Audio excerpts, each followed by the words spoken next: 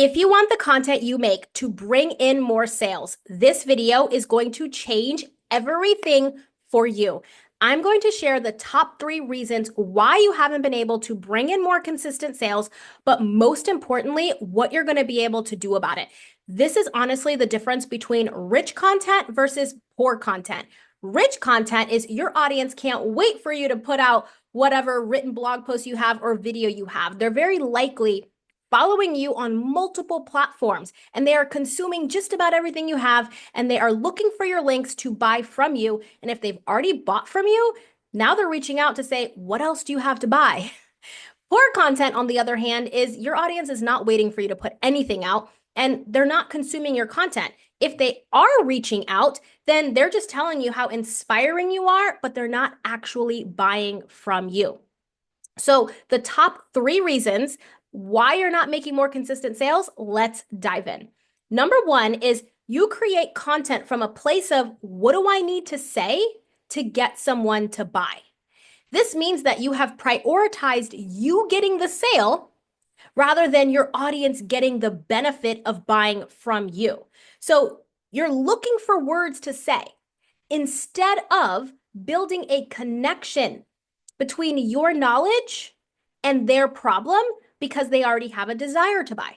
I already have a desire to buy curly hair products. So I know what I'm looking for my curly hair products. I don't want any product buildup. I want my curls to be soft, not hard. And so when I go into the store, I'm looking for certain things because I already have that desire. Just like last week, I went into the store and there was some granola on sale, and I had to pull the top off of this granola pack because it was so good. It said ingredients you can see and pronounce. So if I'm a healthy person that already desires to put good things in my body, one of the first things we learn is that whatever you can't read on a label probably isn't good for your body and you shouldn't put it in there. And so this company just says ingredients you can see and pronounce. They didn't try to get you to buy by telling you all the fancy ingredients that are in there. They know you have a desire to put ingredients in your body that you can see and pronounce. So this is usually what happens when you don't know what makes you different. You aren't yet embracing what makes you different publicly online, and you probably just don't know what that X factor is yet. So I encourage you, what makes you different? What makes the way that you solve a problem for someone unique or different from anybody else in the marketplace? And you don't look out there for the answer. You look in here. You look through how you have solved that problem for yourself or solved that problem for other people, and developing a process for the way that you solve that problem, you're going to realize, oh, I have a lot of unique ways that I know is different than other people on the market. So that is what you look to embrace, because that is how you're going to build the connection with your people. The other reason why this happens is you're probably trying to avoid being criticized online. So what I mean by that is if you have a fear of being criticized, a fear of being judged, a fear of being told you're wrong, or somebody poking a hole in what it is you have to say, then that means that you're creating content to speak to the potential critics and the potential haters instead of speaking to the people who are already desiring to buy from you. So in this instance, you're speaking to the wrong audience, but you're still trying to get them to buy because you're looking for words to now repel people from criticizing you while still trying to get people to buy from you. So you can see that there's a lot of disconnects here when there's so many filters over our desire to get the sale rather than our desire to help someone get the benefit. And the third thing is you haven't yet clarified your thinking about the problem. If you haven't yet clarified your thinking, then it's going to be difficult for you to make the connection between your knowledge and their problem. And so this is where now you think you got to look for magical words to get someone to buy. So reason number 2 is you are creating content like your audience doesn't know anything. So you end up sharing all of your knowledge and sounding more like a textbook. So we don't need more knowledge. And what I mean by that is people already know that they should eat healthy, they should exercise, they should walk more, they should drink more water. They already know that they should do all of those things. They have that knowledge. But what they lack is the understanding of how to apply that knowledge to their particular situation. So what they really desire and need is a behavior change. Now, they might not think that they need a behavior change, but this is why creating content is so important. And the way that you position your content is going to help them make a change in their behavior, or at least see their problem differently from a different vantage point that causes them to say, oh, I see that how I've been operating isn't getting me my result. I need to operate like this. And now, when you can help them see their problem from a different vantage point and show them the parts of themselves that they need to shift from a behavioral standpoint, they have now bookmarked you in their brain as somebody who can help them. And now they're going to have to come to you to say, how do I buy from you? Because you showed me this and this and this throughout your content. I'm ready to make a change, right? So they're looking for the links. They're reaching out at this point because your content is making this connection. So don't treat your audience like they don't know anything. They do know things. They don't understand the application of what to do with what they know. This is why people can Google an exercise on YouTube. They can ask ChatGPT for a meal plan. They can do all kinds of things, but they don't know how to work it around a busy schedule as a mom. Or maybe they work a corporate job and they have to do a lot of travel and they don't know how to fit that in. So they need some lifestyle modifications, or they need some behavior changes when they are at home versus when they're on the road and on travel. So you can see it's not that they don't know, it's that they don't know how to change their behavior. And so your content has to help them see something in a way that they haven't been able to see before.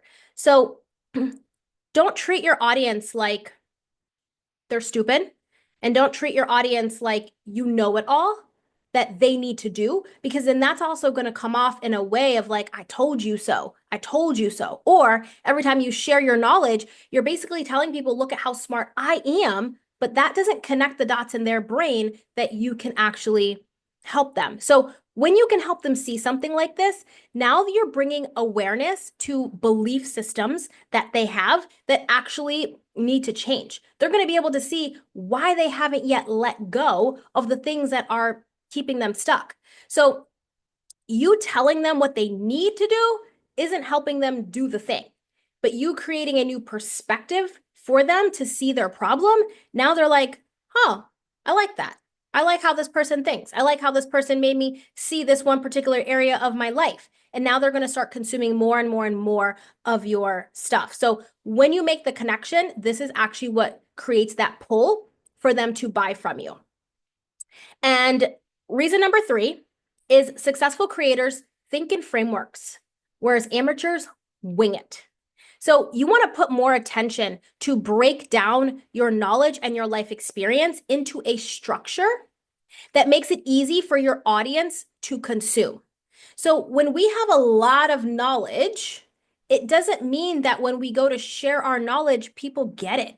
People aren't picking up what we're putting down if all we're sharing is our knowledge. Remember, they lack connection in their brain, not the knowledge. And I don't mean connection in their brain. I just mean the connection between your knowledge and their desired problem.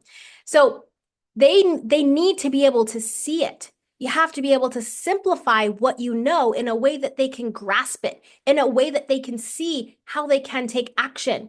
And when they see how they can take action, now they feel empowered to do something. They feel empowered to make a buying decision. And because you help them do that, that buying decision is going to come from you. So if you want to be a successful online business owner, you want to bring in more sales, you want to spend more time breaking down your knowledge in a way that your people can easily consume it. And being able to put something in a framework, or put something in a process, or put something in a step-by-step allows people to like check mark in their own brain. Okay, do I have this? Do I have this? Do I have this? Am I doing this, this, this, this? You're giving them a way to think about something. And so our job is to actually put things into a structure, a frame, a process, not just have concept and a lot of information. It's like a lot of puzzle pieces, but you don't know what picture it makes. So you want to help your person see the picture that you are making, that you can help them to get their result. So put more attention into Put more attention into making it easy for your people to consume you. If you can take the time to put more attention into making it easy for them to consume you, you're going to make it easy for them to buy from you. But if you wing it and you just show up and just say whatever and write whatever, now they got to figure out what you mean.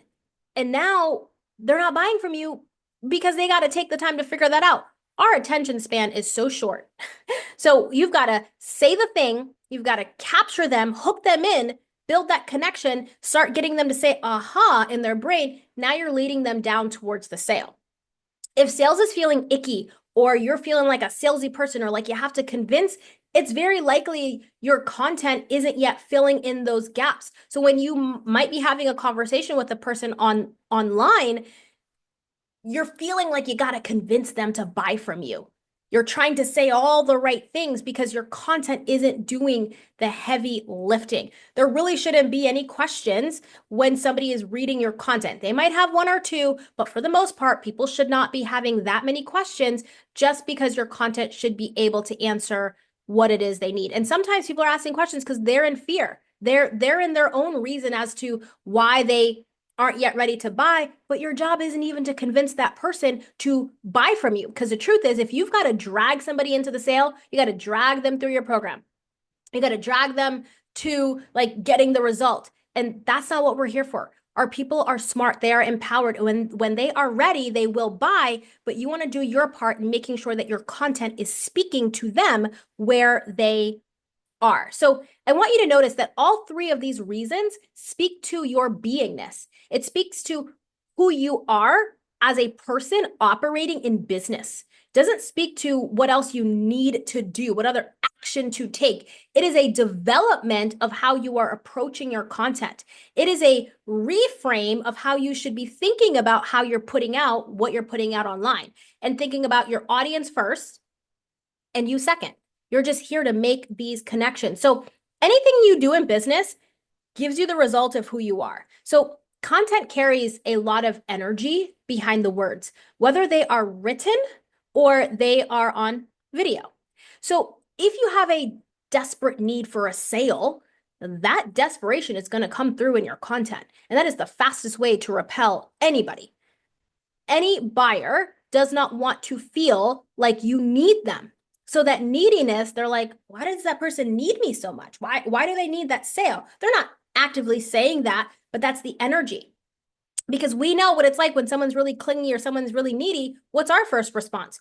To back up. It's like, why is this person so close? Like, get out my space, get out my bubble, right? And so it's like, what's happening in the energy of your content is because it's happening in here. So where is your compass when you are creating your content and recognizing that when you get yourself into the space within the top three reasons that I mentioned, when you get yourself into a better state of being as you create your content, that energy will transfer and now you become an actual magnet to people buying. This is what we really call attraction marketing. People are always talking about attraction marketing. This is attraction marketing. It is you being so that way you don't need to try to shovel your people into a sale. It should not be a heavy lift into a sale. So you want to make these changes, and I promise you, you're going to start to see a shift in how people respond to you online. Share this video with a business bestie. Comment below which one of these three reasons do you need to take action on first, and subscribe if you have not already, and I will see you all in another video. Bye.